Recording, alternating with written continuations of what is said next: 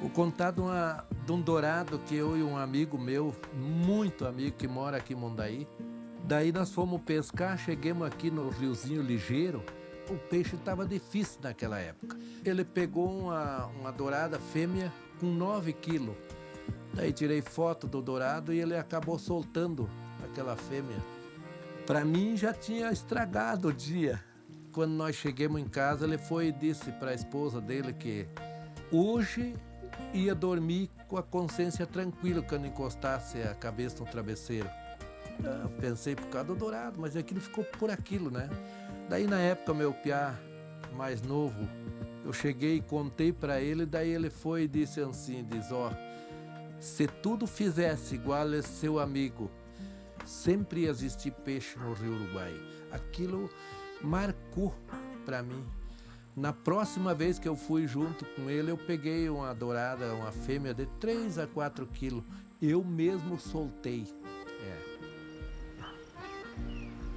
É um peixe muito lindo, bonito e bom para esportiva, né? Porque tu pegar ele voa 3, 4, 5 vezes fora d'água, né? Dá muita sensação para pegar o dourado, né? E, inclusive, eu tenho uma sensação até hoje, que o primeiro eu nunca esqueci, né? Foi um sucesso de grito, porque peguei um dourado, né? O meu primeiro dourado que eu peguei e tive que largar, eu me doeu quando eu larguei. Mas hoje não, hoje a gente já tá, tu tá ciente. Eu me dói se o cara diz, não, bom matar esse aqui, bom tirar para comer um. Isso me dói. Mas hoje largar para mim é a coisa mais linda que tem. Antigamente tinha tanto peixe que contar para vocês, até vocês não acreditem. Diz que o pescador vinha para a barranca do rio e pescar um anzol, ele tinha que virar para cima porque o peixe tomava isca antes, de tanto peixe que tinha. Então hoje já não é mais isso. Hoje já é mais ralo, mas tem muito. Inclusive o dourado é o que mais tem aí nas águas do Rio Uruguai, né?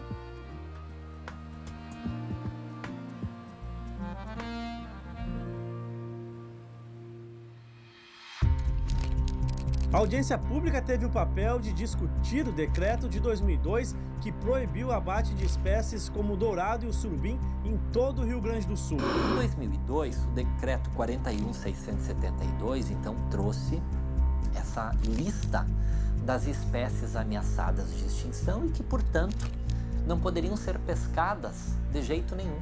Se nós levássemos em conta o estado como um todo, o dourado não entraria nem na condição de vulnerável, ele entraria na condição de perigo mesmo. Não se discute hoje mais pesca de bracanjuva, porque ela praticamente desapareceu. Espero que a gente não venha a chegar a essa conclusão para o dourado tão cedo. Dourado é uma espécie ameaçada no estado do Rio Grande do Sul. E hoje ela só existe ainda, presidente, no Rio Uruguai, sabe por quê? Porque é uma fiscalização efetiva do lado argentino. Nós achamos que não pode ocorrer enquanto os pescadores daqui não podem pescar, do outro lado eles continuam pescando normalmente. O número é alto de dourados e de surubi lá no nosso Rio Uruguai. Na maioria das vezes o que cai na rede é o dourado. Eu já vi até pescador de ter multa de 5 mil. 5 mil é para matar, mata talvez o pescador, que é melhor, né? Mas não é esse trabalho técnico quem indica que a pesca deve ser proibida ou que deve haver restrição a qualquer outra atividade. Isso é resultado da aplicação da legislação brasileira. Na nossa ótica, a solução para a população ribeirinha não é a exploração, a atividade extrativista. Eu considero que o Uruguai é uma bomba relógio.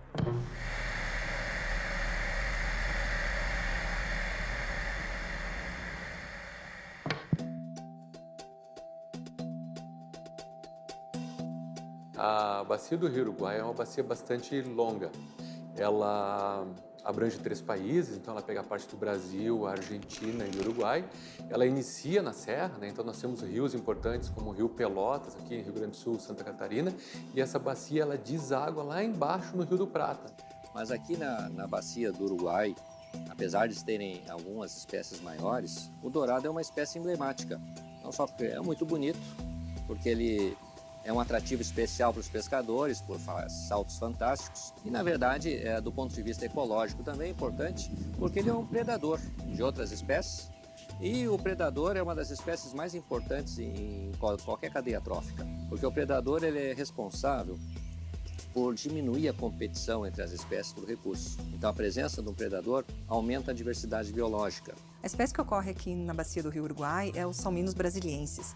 É uma espécie que tem ampla distribuição no Brasil. É uma espécie migradora de longa distância, ou seja, ela precisa se deslocar grandes distâncias no rio todos os anos para completar seu ciclo de vida, entre os sítios de alimentação e os de desova.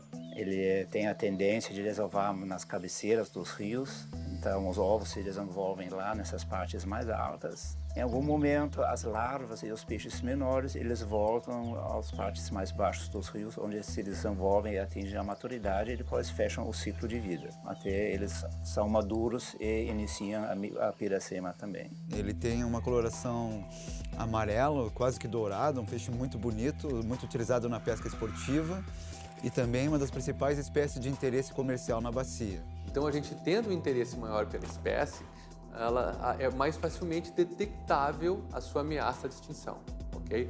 Por que ela está também mais facilmente ameaçada de extinção? Porque ela é uma espécie grande consumidora de espécies menores. Então, teoricamente, ela é uma acumuladora, por exemplo, de poluentes, né? Ou de fatores que causam impacto, né? A gente chama isso de espécie topo de cadeia. A primeira lista oficial de fauna ameaçada de extinção do estado do Rio Grande do Sul, ela foi homologada, oficializada em 2002, a partir de um estudo que foi coordenado por pesquisadores ligados ao Museu de Ciência e Tecnologia da PUC, com a participação de vários outros pesquisadores de outras instituições. E esse estudo foi finalizado, apresentado ao governo do estado e foi reconhecido pelo governo do estado como uma lista oficial. Desde 2002 a gente tem um decreto, homologando essa lista de espécies ameaçadas.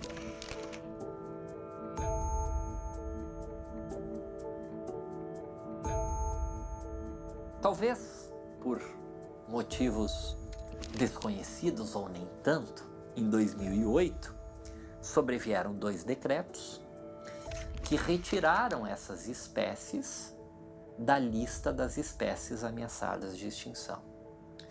Isso motivou, pelo Ministério Público, pelos promotores de justiça, que então, à época, estavam atuando na Promotoria de Justiça de Porto Alegre, ajuizaram uma ação civil pública com pedido liminar que acabou por ser deferido, determinando que o Estado do Rio Grande do Sul se abstivesse de autorizar qualquer tipo de pesca antes da elaboração de um estudo de impacto ambiental dessa atividade, suspendendo dessa maneira esses 2 decretos que retiravam dourado e surubim da lista das espécies ameaçadas de extinção.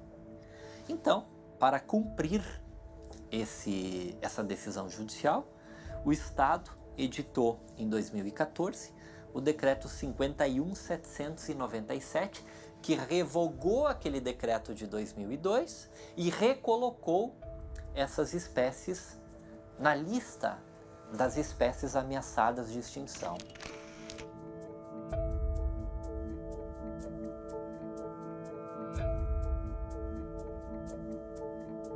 O decreto de 2002, ele é um decreto que foi ampliado na sua proteção.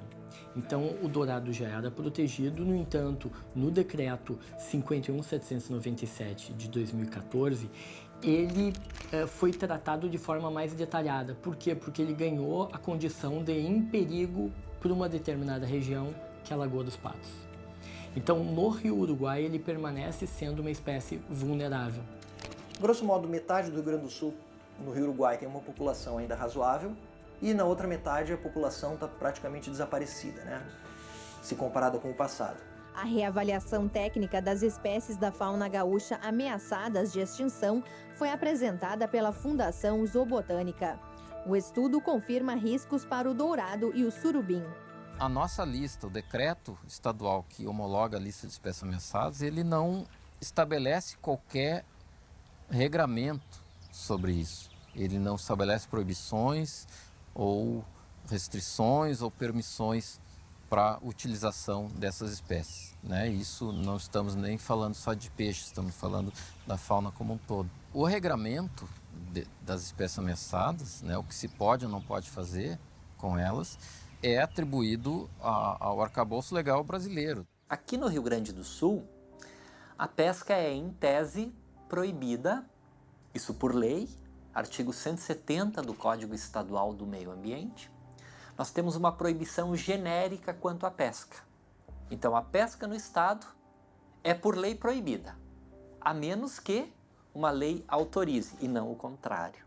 A partir do momento que as espécies são colocadas na lista de espécies ameaçadas, e dependendo da categoria, a primeira regra é que nenhuma intervenção deve aumentar o grau de ameaça a essas espécies. Mais do que isso, qualquer intervenção que diga respeito a essas espécies que estão na lista, elas devem justificar uma análise do órgão ambiental.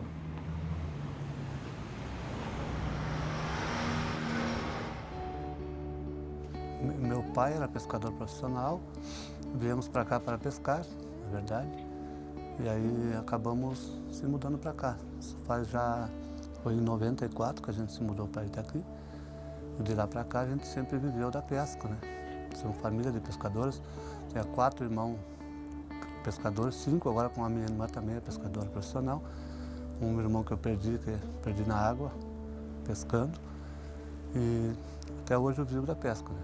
No inverno, você consegue trabalhar com outras espécies de peixe, tipo a piaba, o grumatã, o pati, mas no verão, logo que abre a pesca, que é a época do dourado mesmo, fevereiro, março e abril, são os 3 meses que mais pega no rio, é dourado e surubim. E não se pode vender, né? Não podemos aqui tapar só com peneira, porque daí nós estaríamos mentindo para nós mesmos. Muitos pescadores largam. O que está vivo, normalmente a gente joga na água. Mas o que está morto, muitas vezes é levado, sim. Você troca por um 5 kg de arroz, ou por um pedaço de carne, ou até por uma gasolina.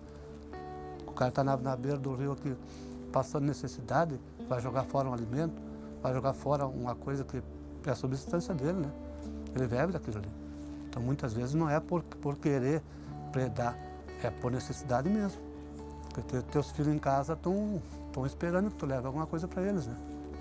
E se tu não consegue pegar outro peixe, só tá pegando só aquele ali, o que tu vai fazer? Eu não vou deixar meus filhos passar fome, jamais. Aí seria a última coisa.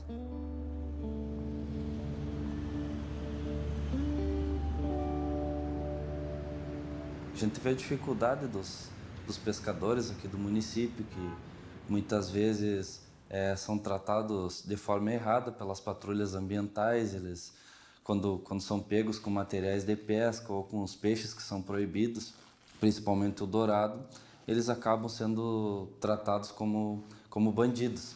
Então, a gente, pensando nisso e no sustento dessas famílias que estão tendo bastante dificuldade, já que a nossa cidade tem poucas culturas assim para sobrevivência, o pessoal vive bastante da agricultura aqui, e nós temos um grande grupo de pescadores. Então, nós entramos nessa luta, formamos uma comissão no ano de 2014 para tentarmos essa liberação da pesca do dourado. Então, existe um conflito, né, de opiniões, provavelmente, na questão da preservação do dourado.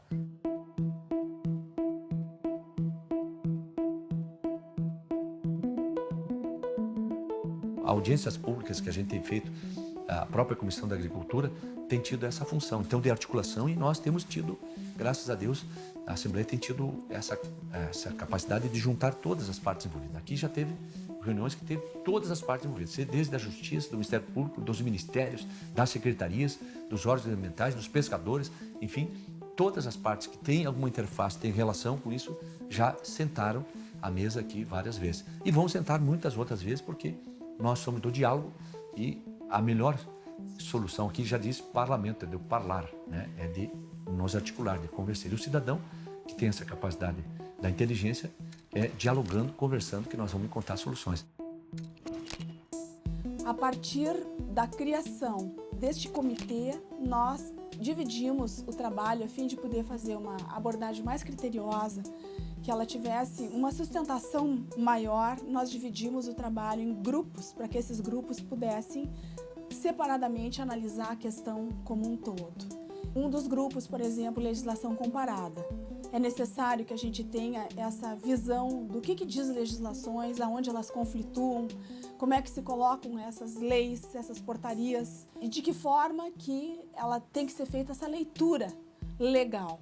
O outro grupo tratou sobre as questões relacionadas a esses grupos, né, de famílias que vivem especificamente desta atividade, então relacionado ao grupo sociológico do qual eu faço parte e coordeno.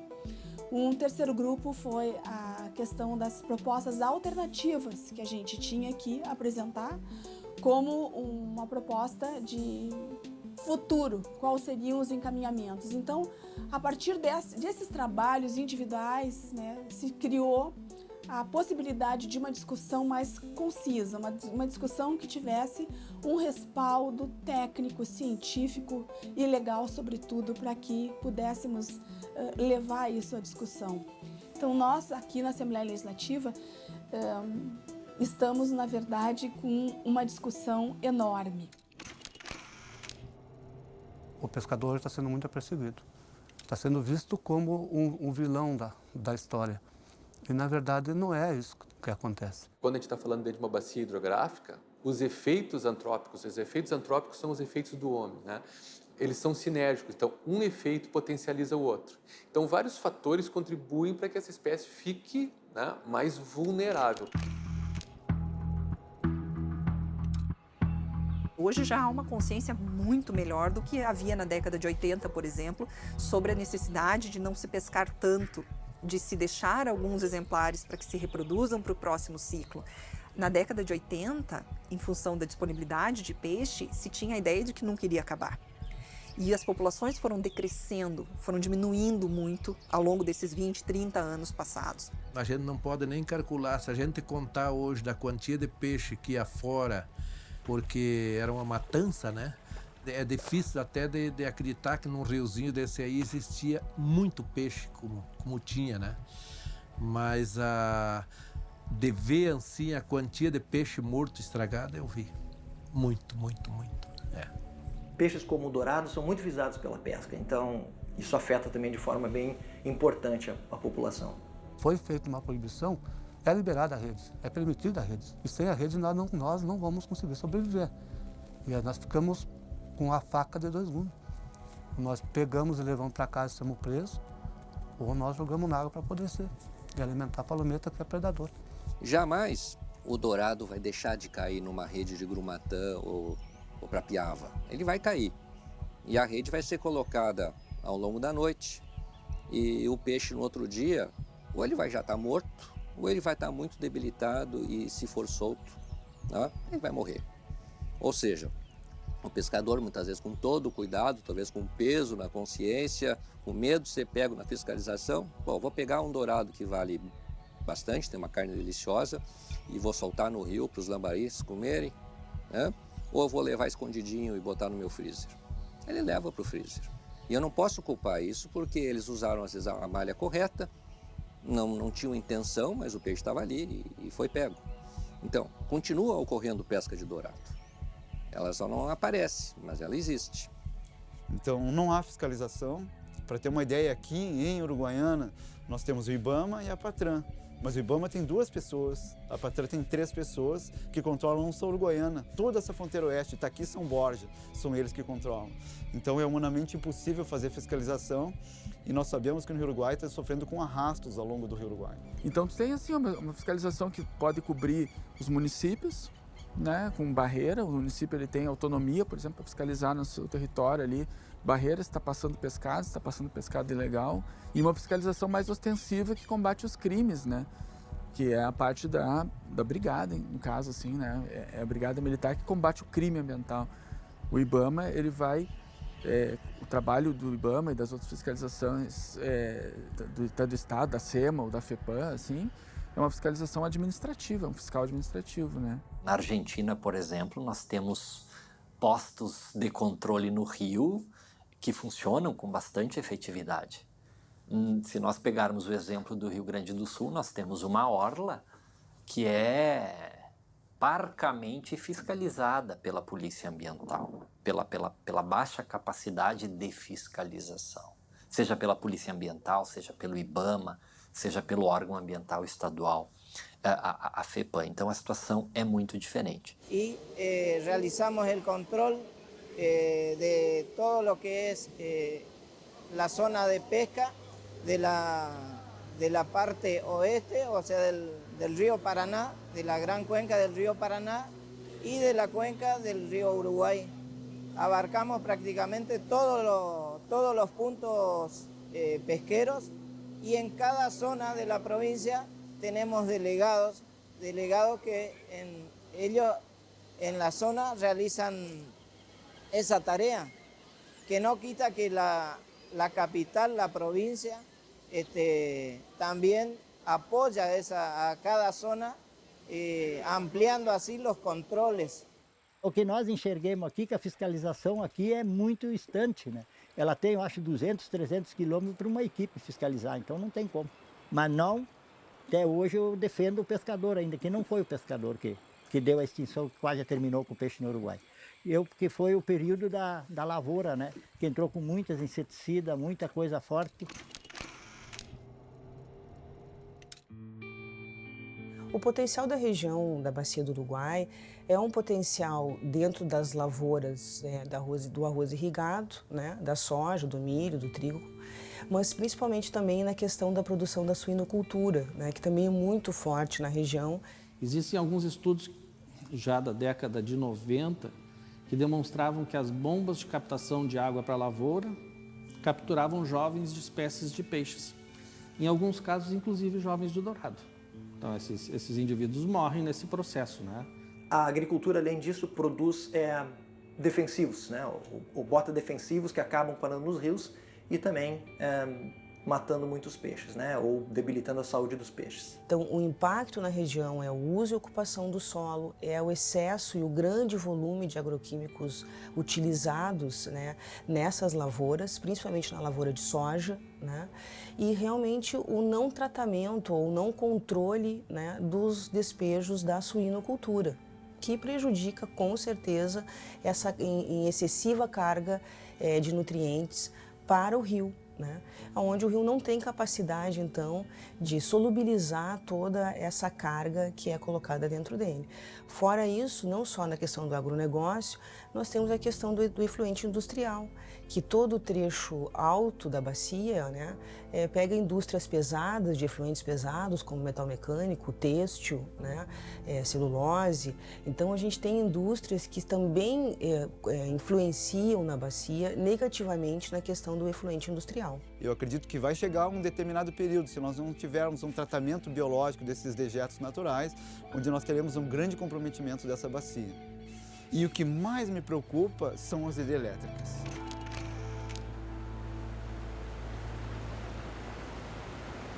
A demanda por energia e a escolha do nosso país de enfocar sua matriz energética em hidrelétricas levou ao início de um processo de construção de usinas no Rio Uruguai.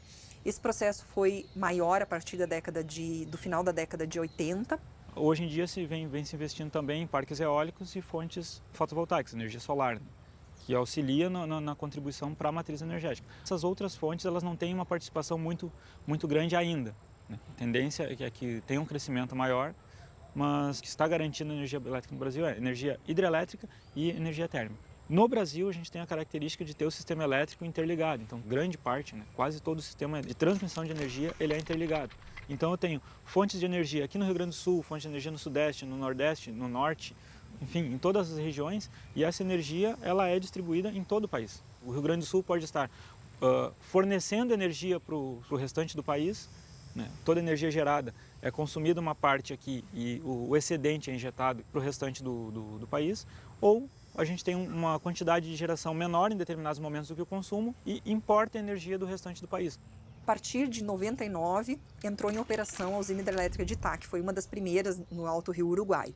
E acima de Itá existem outras hidrelétricas. Posteriormente, em 2010, entrou em operação a usina hidrelétrica de Foz do Chapecó, que fica abaixo de Itá.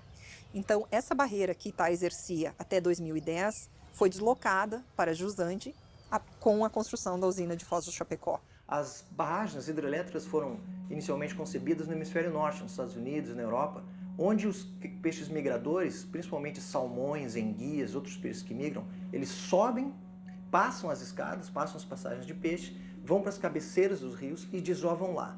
E os ovos ficam lá. Os ovos eclodem, as larvinhas crescem, e aí, depois de que os peixes já têm um certo tamanho, que eles começam a descer e recolonizar o rio.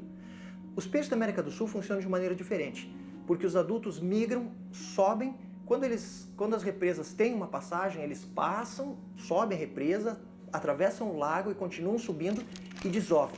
Bom, a piracema acontece durante a cheia, durante a época de muita chuva, quando o rio está com uma torrente forte e muita turbidez na água, né? Então eles sobem, desovam nas cabeceiras, mas os ovos são imediatamente carregados pela correnteza. E aí os ovos começam a descer o rio, porque a ideia é que eles cheguem na parte baixa do rio, na área de várzea, que nesse momento vai estar sendo enchida pelo rio transbordante, e aí os ovos e larvas que já eclodiram durante a descida vão ocupar essas várzeas, onde eles vão crescer. É um ambiente muito rico, muito produtivo, e aí eles vão crescer e depois recolonizar o rio. No entanto, quando o ovo, a larva, está descendo o rio e tem um lago de hidrelétrica, o que acontece? Primeiro, o ovo afunda e vai para a parte anóxica do lago, no fundo do lago onde não tem oxigênio, e morre, ou ele é comido pelos milhões de lambaris e outros peixinhos que vivem nos lagos. Então, por mais que o empreendedor, às vezes, esteja aberto a entender ou a investir em medidas compensatórias, as nossas opções ainda de compensação são muito pequenas. E o que é mais aceitável hoje em dia é, sim, a questão de manutenção de trechos livres de rio.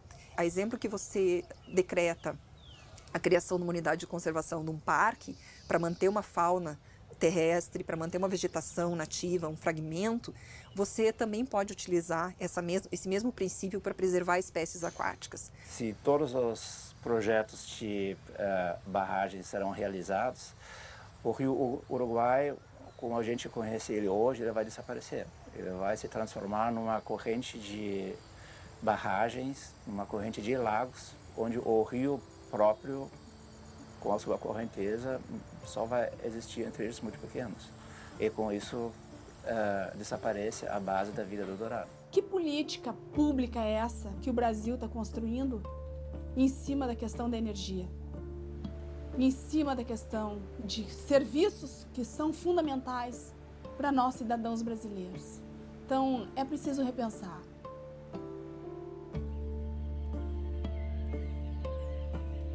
Se nós temos uma construção de uma barragem, por exemplo, a gente consegue monitorar e sabe quais são diretamente os impactos que a barragem gera.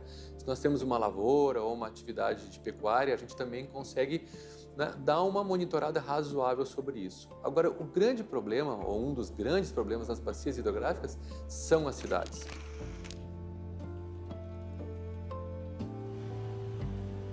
A gente não sabe com exatidão, com certeza, o que sai de dentro de uma cidade.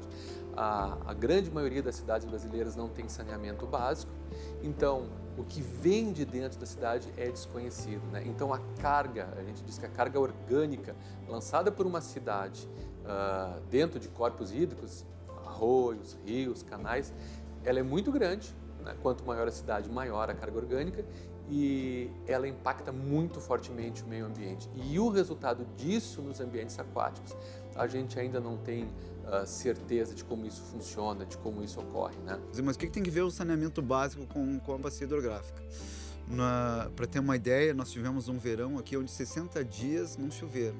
Nós não tivemos um índice nem de 1 milímetro de chuva em 60 dias. O rio ficou bastante estreito, né? Ele já está bastante assoreado, com uma lâmina média de água de 1,5 metro, alguns poços 5 metros de profundidade. Então essa concentração gera uma matéria orgânica muito grande, uma proliferação de algas. Eu considero o Rio Uruguai uma bomba relógio.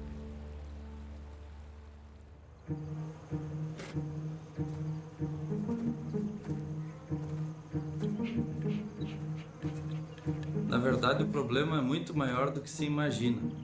Nós temos além desse problema ambiental que se criou no estado do Rio Grande do Sul, nós temos ainda um grande problema cultural, onde as famílias, a gente sabe que não sobrevivem mais só da pesca, elas precisam de outras atividades para sobreviverem.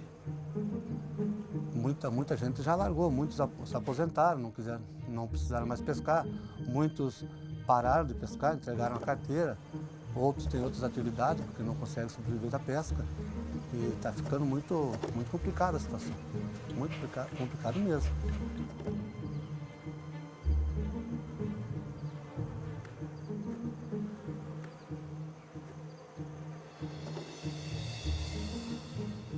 Aqui, se você olhar 50 anos atrás, quando eu entrei aqui, se você olhasse hoje aqui, tinha mais de 50 barcos pescando.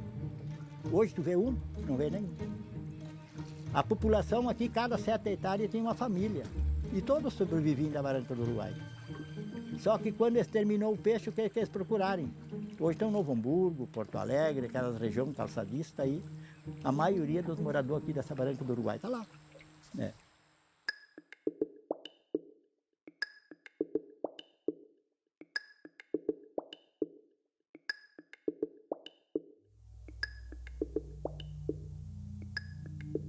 Charles Chaplin, já no Tempos Modernos, um filme que eu acho que é lá da década de 30, ele nos mostra o efeito da industrialização da nossa existência.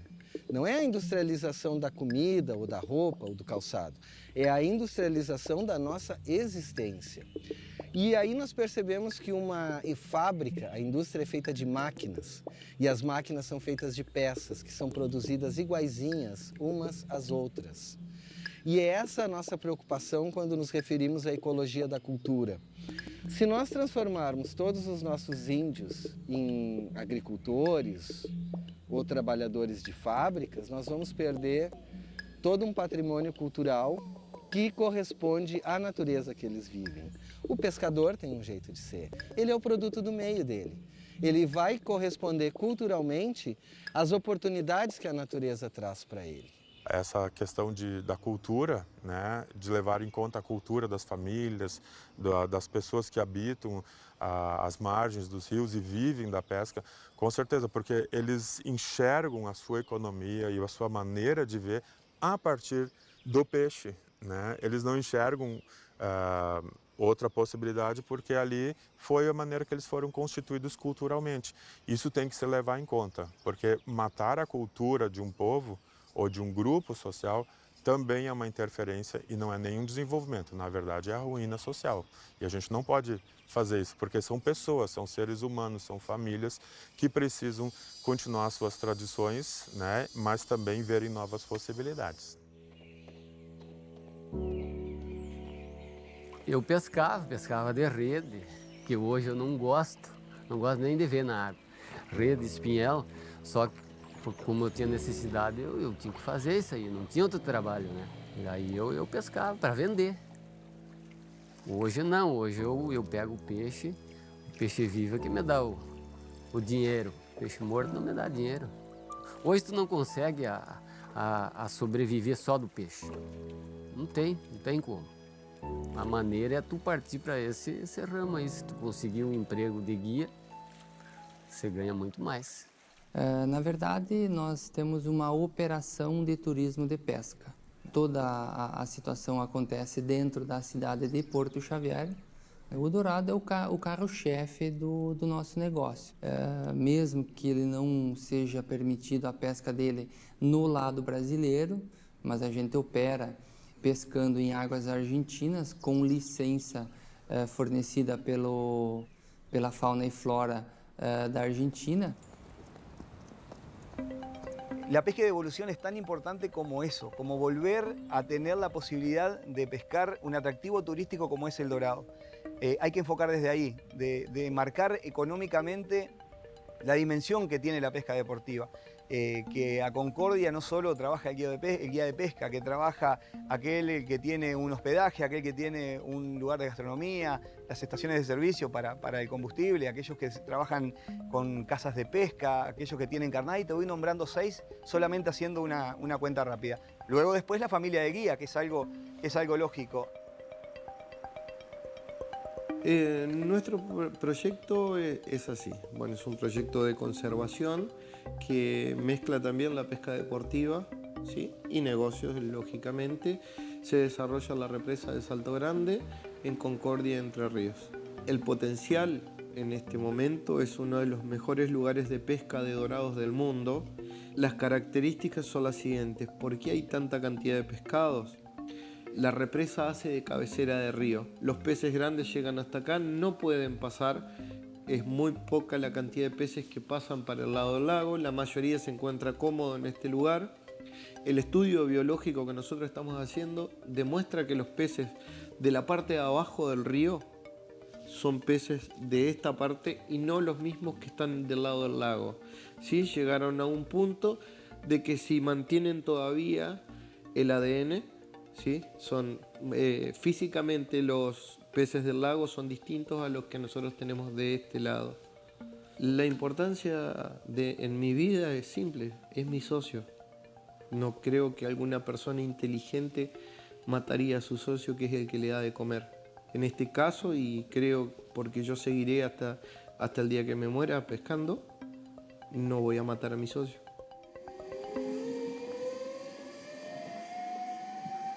No final de 2014, início de 2015, a Organização Mundial do Turismo lança seus relatórios finais do ano, colocando o Brasil como o número 1 em biodiversidade. Então, a Organização Mundial do Turismo, ela começa a perceber que estrategicamente para o Brasil usar os recursos naturais a seu favor é estratégico para o desenvolvimento da nação. Eu vejo a bacia do Rio Uruguai como um dos principais polos de ecoturismo do estado do Rio Grande do Sul, né? Baseado em pequenos detalhes. A questão da própria geografia do rio, né? Ela é a mesma formação geológica que nós temos aqui na Serra Gaúcha, né? Ela é todo o mesmo contexto. Então você não tem só o Rio Uruguai como fator, mas ele é o ícone, é a âncora essencial lá para o desenvolvimento de atividades. E sim, eu acho que a partir do momento que a gente tem a identificação de um problema biológico, que é a extinção, a possibilidade de extinção, né, do peixe dourado na sua bacia, encontrar alternativas para fazer com que o dourado volte a ser também um ícone da região, ela é, na verdade, fundamental para a própria sociedade que mora ali. O turismo da pesca esportiva, assim como o turismo de observação, como ocorre, por exemplo, na região de Bonito, no Mato Grosso do Sul, são atividades de baixo impacto e que são atividades que conciliam o social com o ambiental. Essa harmonia, ela é uma busca eterna, mas se feita com critério, se a exploração desses recursos, como um turismo de pesca esportiva, é feita com critério, com monitoramento, com acompanhamento, ela tem tudo para dar certo. Não é exatamente um problema a pessoa mudar e viver em outro lugar e aprender coisas novas, desde que isso seja um ato de liberdade dela, desde que isso vá ao encontro da sua curiosidade. É difícil, porque você tem uma vida em cima disso, né? É uma vida. Eu tenho uma história para contar como pescador. Meu pai se aposentou como pescador, meu irmão mais velho é aposentado como pescador, a minha irmã está por se aposentar como pescadora. Vive um dia de hoje, um dia de frio de hoje, ela está na barranca do rio, está pescando, está tirando o sustento dela dali. Eu tenho orgulho de dizer que sou pescador, eu tiro meu sustento dessas águas. E não, quero que o meu filho não seja pescador. Estou tentando fazer de tudo para que ele não seja pescador, para que ele consiga sair dessa vida que é o que eu vivo hoje, que é uma vida sofrida, mas é a vida que eu tenho. Nós temos uma população crescente que demanda por pescado. Nós temos um mercado também da pesca esportiva crescente. No Rio Grande do Sul, a princípio, não se pesca entre aspas, né? Mas se pesca na Argentina, que é do outro lado. E nós estamos trabalhando em cima do mesmo estoque.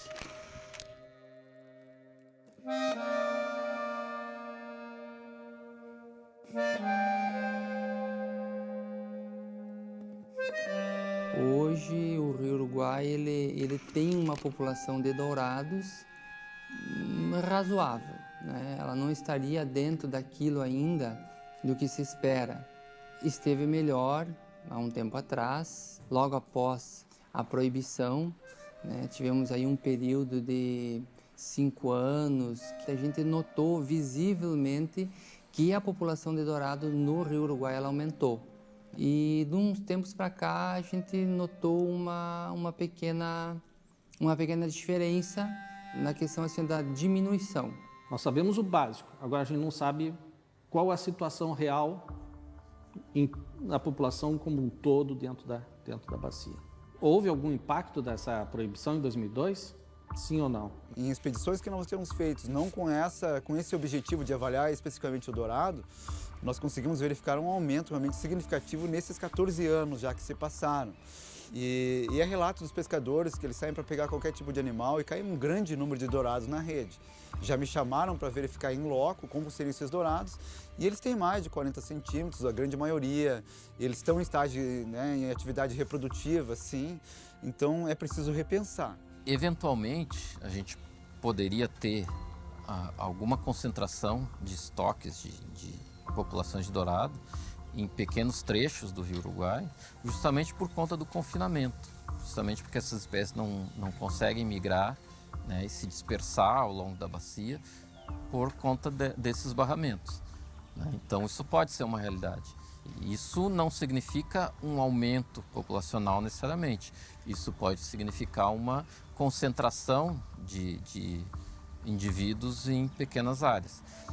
Naturalmente, a gente não tem nem como confirmar ou refutar categoricamente essas citações que a gente ouve de pescadores ou de outros setores sem um estudo, né? Essa discussão de gerenciamento do dourado, de liberação ou não da pesca no Rio Uruguai, ela só vai acabar a partir do momento que for estabelecido um estudo técnico e um monitoramento permanente. O que significa isso?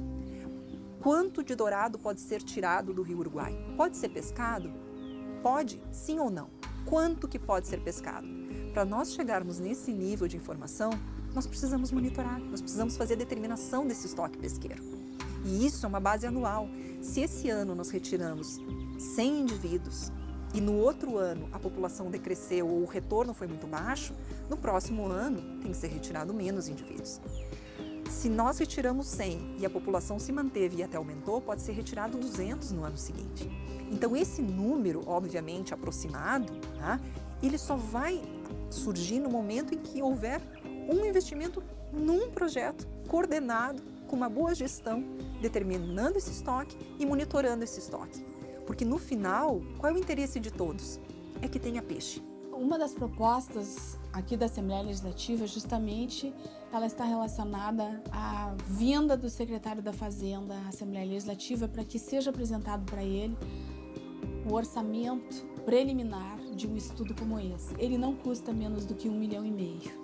É necessário que a gente faça, sim, essa discussão entre todas as prioridades, entre todas as necessidades que o Estado do Rio Grande do Sul tem, né? Então, nós estamos numa situação praticamente falimentar, as contas públicas estão absolutamente comprometidas, os serviços públicos também estão comprometidos, mas nós precisamos que o Estado do Rio Grande do Sul, através do Poder Executivo, tenha essa sensibilidade e entenda que essas 30 mil famílias, elas dependem de atividades como esta e que é necessário que a gente faça esse estudo, porque sem ele nada vai mudar. A gente passa por uma crise econômico-financeira, isso é notável agora, mas esses fatores também já vêm há mais tempo, faltam investimentos, eu acho que a gente tem um problema de verbas destinadas à conservação, né? O meio ambiente nunca foi uma prioridade, sempre tivemos outras prioridades, infelizmente os órgãos ambientais nunca foram muito valorizados, o que é uma pena, né? Há também, apesar de muito se falar em meio ambiente, hoje há um desapego da comunidade em geral em relação ao meio ambiente, né? As pessoas falam muito, mas a gente vê, por exemplo, a dengue, né? Se partisse da gente o controle, isso estaria bem colocado hoje em dia.